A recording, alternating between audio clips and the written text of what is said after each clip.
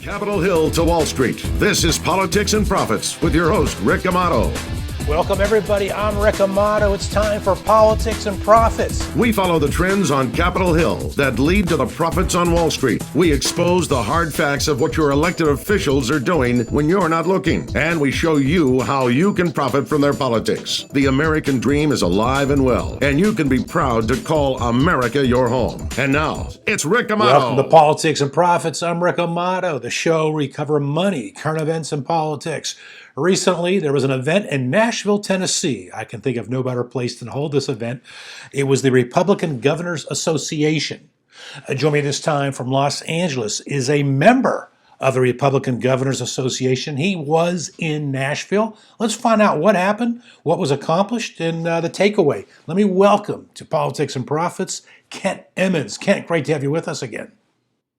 Hey, Brother Rick, it's good to be with you. How are you? Doing terrific. Over COVID, feeling better now. Thank God. Yeah, I heard you had a little COVID. Are you actually back up running in great shape?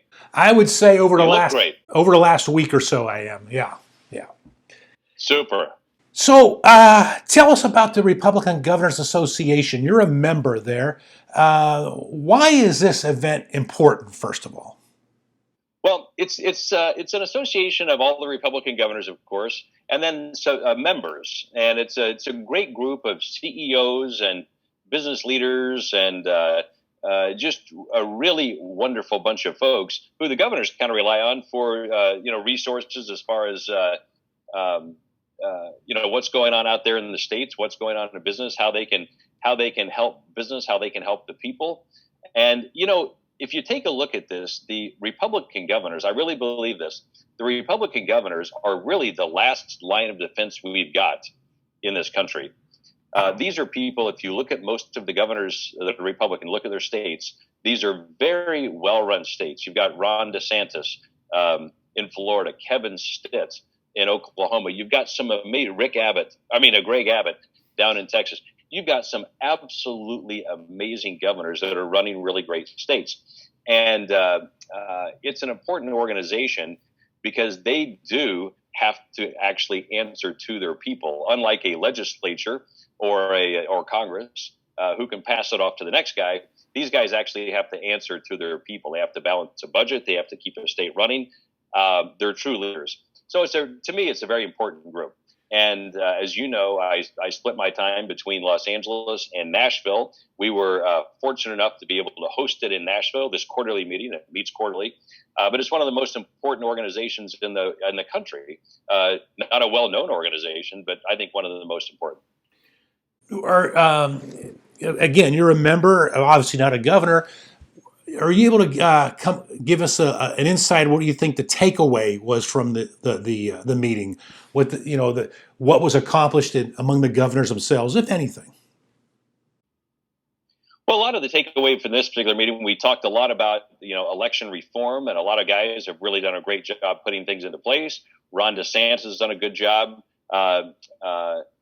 Brian Kemp down in Georgia is stepping up and getting his house in order down there as far as election goes. You've got a lot of these guys who are out there really working to preserve democracy in a way that's common sense. And that was one of the big things. The other thing is post-COVID. How do these states, how do they operate post-COVID? We're fortunate in that most of the red states where we have, and I think actually almost all of the red states where we have Republican governors, those states have been managed very, very well through COVID, and they seem to be the ones who were in and out the quickest. So Florida, right back to business. Oklahoma, right back to business. South Dakota, right back to business. Everybody's back to business. It's these blue states that are very concerning. California's still not back in business yet.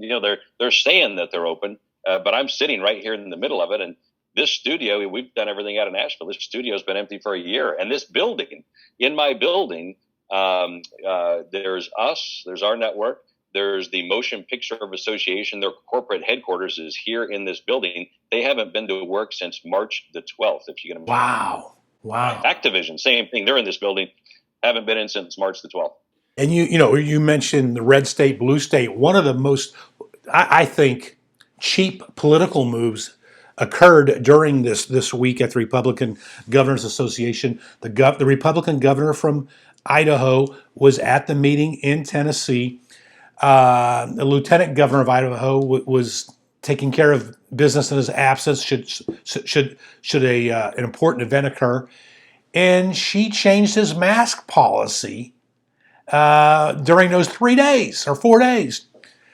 By the way, yeah, I gotta tell you, Rick, that's a shame too, because Brad. I spent some time with Brad, of course, last week, and Brad Little, the governor there in Idaho, he was in Nashville with us. I think we had, like I said, 23 of the 27 Republican governors with us. Brad's a great governor. Brad has done a wonderful job in Idaho. As a matter of fact, as you know, as COVID lingered, I mean, the stench of Gavin Newsom's lack of leadership here in California lingered last summer. You're aware we went up to Idaho, Montana, and Wyoming, spent quite a bit of time in Idaho, and you know what? It was pretty much wide open. And you know what they had as far as their numbers, like next to none. They did great. Brad Little is a great guy, and I really hated to see that too. I know that this gal is going to be running for governor. She's his lieutenant governor. I just hated to see that she did that, because he is a wonderful leader. Yeah, and what do you think here, Kent? I agree with you. My initial reaction was I was disgusted by it. I'm still not happy with it. But on the other hand, I almost feel she handed him a gift during the election. I think most people in a state like Idaho are going to be turned off by that. Am I wrong? Well, I think you're right. By the same token, I mean, again, I think it was just a cheap political stunt. Philosophically, I mean, I agree with the no mask thing at this point, especially up there where you have zero numbers, and you've had not zero numbers, but very, very, very small numbers for quite some time. I don't know what the mask restrictions were, and it wasn't until the governors had all left that this thing. It was the next morning that the news broke of it. And I haven't talked to Brad since then, but I will tell you this: he handled, as with most of the Republican governors, they handled the COVID thing very well with their mask mandates. Most of them being at a minimal. And getting back to business very quickly. He did a great job. And again, sorry to see that she did that. Yeah. All right. In the remaining moments, give us a feel for what the attitude was towards Donald Trump, because he's certainly in the news, whether he runs in 2024 or not. We see Liz Cheney in Wyoming. Favorable feeling or not? Well, it actually never came up. He was really not a part of the conversation. Most of what the Republican governors are concerned with are the actual nuts and bolts of their state and how it runs and how it operates. And, on a national level, what happens at the RGA is typically, again, the operation of the states. And they talk about, how they can, further their agenda as far as, supporting their legislature and getting things passed that help their states progress and move up. And so as far as, Trump goes, it was never, I don't even recall him being in any of our breakout meetings or even in any of our bigger dinners. All right. Well, I had to ask because it feels like his name comes up with Republican politics quite a bit. Kent Emmons. Well, it absolutely does, and he was someone who moved Republican politics along, kind of took it out of the dead zone back in 2015. That's right. Kent Emmons, member of the Republican Governors Association.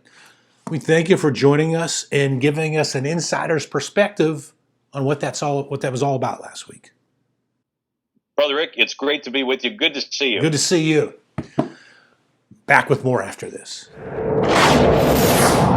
Politics and Profits with Rick Amato is brought to you by Liberatory Accounting, the IRS problem solvers. To find out how Liberatory Accounting can help you, call 877-6-SOLVER. That's 877-6-SOLVER.